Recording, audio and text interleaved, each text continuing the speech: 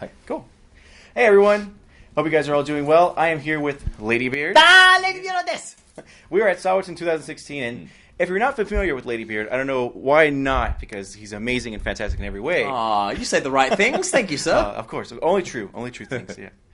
But just in case, would you be able to introduce yourself and tell a little bit about yourself for anyone who might not know? Sure, lovely to meet you. My name is Ladybeard. As you can see, I'm a 5-year-old girl from Japan, and I do 3 things. I sing, dance, and destroy. Not always in that order. And I'm going to ask you a couple questions, both about like some basic ones that you usually answer and some that you might not get all the time. Just okay. Sure. What's up? So first off, what is the origin of Ladybeard? How did you come into this persona and then why and everything? Yeah. Actually, my father was a renowned fighter in Australia back in his time. And actually what happened was, it's a sad story. One morning we were eating breakfast and a bunch of his enemies broke into the house and attacked him. My mother pulled me to safety, but I watched the carnage unfold. It was very unfortunate. My dad was a very powerful kicker, you see. I'm also a very powerful kicker. I follow in his footsteps. But at the time, he was wearing very restrictive jeans, you see. So his kicks were stifled. He was unable to kick, which forced him to be defeated by this team of foes. And at that time, I realized the true horror that is pants and swore that I would never subject myself to the horror of pants ever again. Good stuff. And then, throughout your entire career, what has been your favorite moment?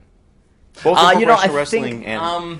So my career is actually longer than most people think. I started doing this back in 2009. Oh, wow. But most people only found out about me in the past couple of years. Yeah. Actually, the biggest highlight for me was... So I started when I lived in Hong Kong, and I became Ladybeard when I was in Hong Kong, and then I moved to Japan in 2013. So from 2009 to 2013, because I was in Hong Kong doing shows, and people would say to me every time I did a show, you should go to Japan, the Japanese would love you. Mm-hmm. So I kind of had this... I won't tell you the whole story, but I had a journey which involved getting to Japan, and it was quite a hard one. There were many, many challenges that I had to overcome. So actually, the biggest highlight for me was when I originally got to Japan, and I started working with my amazing manager, Naoko Tachibana. And so she took my photo, and we put it up online. And so in Japan, Twitter is like the currency of success, right? If you're popular on Twitter, that means you're popular. So... at the time, Naoko took my photo and we put it on Twitter. At the time, she considered a photo, she's a professional photographer, she considered a photo successful if it got retweeted 100 times. So our first photos got retweeted 3,000 times. Wow. That's right. So we made kind of the official Twitter page, and we put up all the photos, and then there was a kind of a 2-week period or so when I became an internet celebrity in Japan, basically, off those first round of photos. So it popped. And so that was really fantastic, because I think we went to 40,000 followers in a matter of 2 weeks or something like that. Jeez, so that was fantastic. It was really wonderful. So that was really the moment when, all these years of working really, really hard had finally produced some hardcore evidence. Finally, okay, cool, I wasn't just, chasing a dream. It was something that actually has value to people. So, well, congratulations. Thank you, sir. Thank you. It is Madison Square Garden, and the entire venue is filled to the brim. Sure is. Ladybeard is in the main event. Hell yeah, he is! That's right! That's exactly where I am. What type of match would you want, and who would you want it against? Any wrestler of any kind? The best one. The best match is the match I would have. The best one. At the moment... it's. I need to be honest with you. The people who I have my best matches with are the people who have the biggest problems with me. You see, so normally you're talking very kind of macho, manly, homophobe kind of. You know what I'm saying. Yeah. So who do you think who fits that description best? Who do you think I could have the best match with? I don't know. Ric Flair, Triple H. Any of those in their big heel days and everything like that. Lately I've been thinking Al Snow. If I had someone to pick right now, I'd pick Al Snow. Okay, yeah. I think we'd do great work together. Yeah. He's very, very good as well.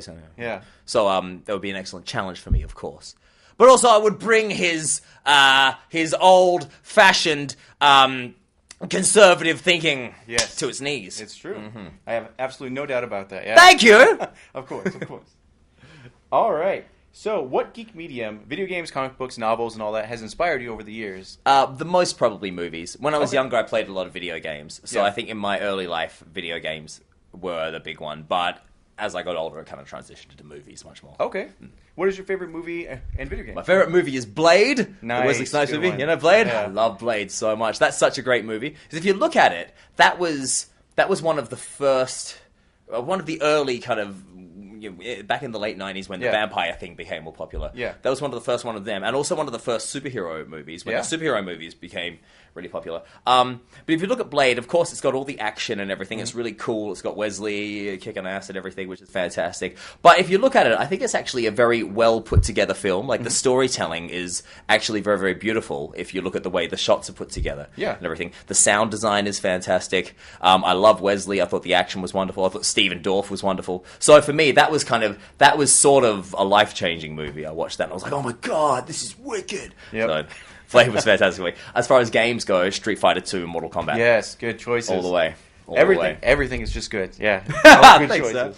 But I used to play a lot of role-playing games too, though. Oh, really? So back in the Super Nintendo days, I played The Secret of Mana. Did it have a different name in the US? Did it have a different name? Same one. Secret of Mana? Yeah. Secret of Mana and Chrono Trigger. Yes. They were great games. Great games. Loved them. There's going to be a lot of hours, yes. A lot of hours. Yeah, but also, it's got the multiple endings. Yes. So you get to one ending, you go and start it again. Yeah. So many hours. All right, so a question that a lot of men have asked before. Now, a lot of men do look up to you, not because of your physical strength or anything, or how kawaii you are, but your beard, your glorious beard. Bless. They've seen the light. What you look very nice too, by the way. Thank you. I wish you saw me like a couple months ago because I had a full-on beard. Oh, really? Yeah. Flying the flag. What happened? Every time I need to change my life, I just shave and I become a new person. So that's wow! what I usually do. Yeah. My goodness! Well, I didn't know it was that simple. They had to get a new job and move and all kinds of stuff. So, what tips do you have for taking care of your beard, and how do you keep it so majestic?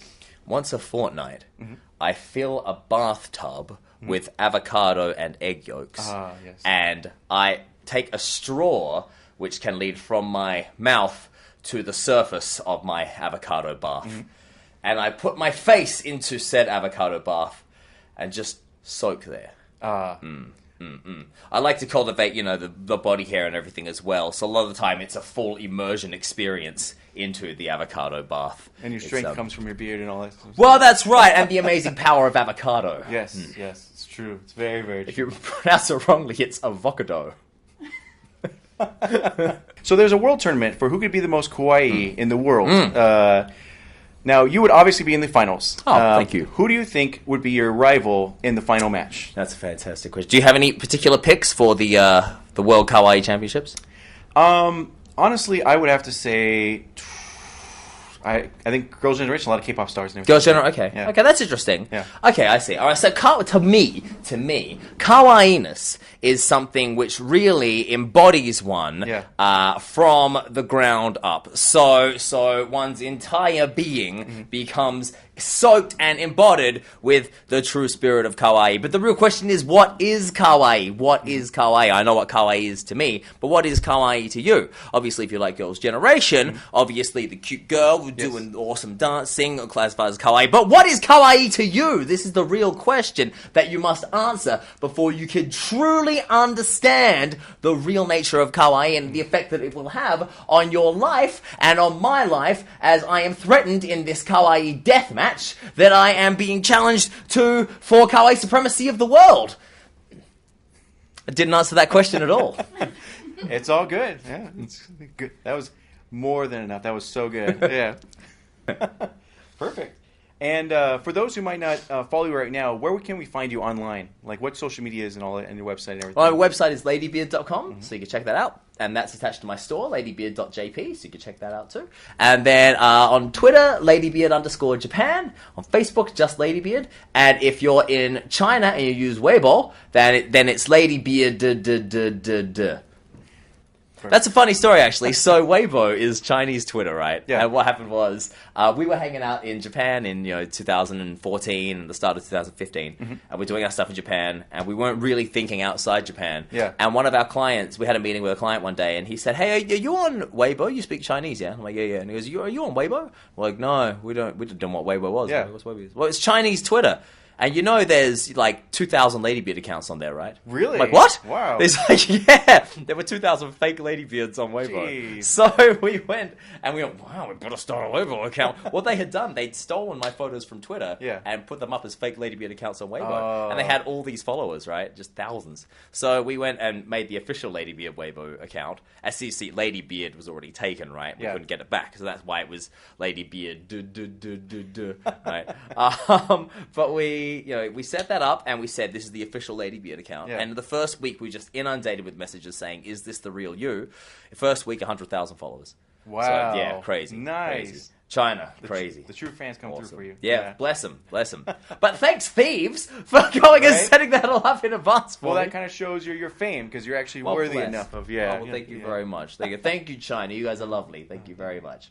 And I want to thank you, Ladybeard, for coming on and actually answering a few of our questions. We seriously appreciate it. Thanks, Rockstar. Good to see you, my friend. You as well. Yeah. There we go. Caí, me paré, caminé, me subí, me fui contra la corriente y también me perdí, fracasé, me encontré, lo viví y aprendí. Cuando te pega fuerte, más profundo es el beat, sí. Sigo bailando y escribiendo mis letras, sigo cantando con las puertas abiertas. When your life requires more than just blood and sweat, geekdom will see you through. TheGeekLyfe.com. Thank you so much. Thank you, that was sir. awesome. Oh my gosh.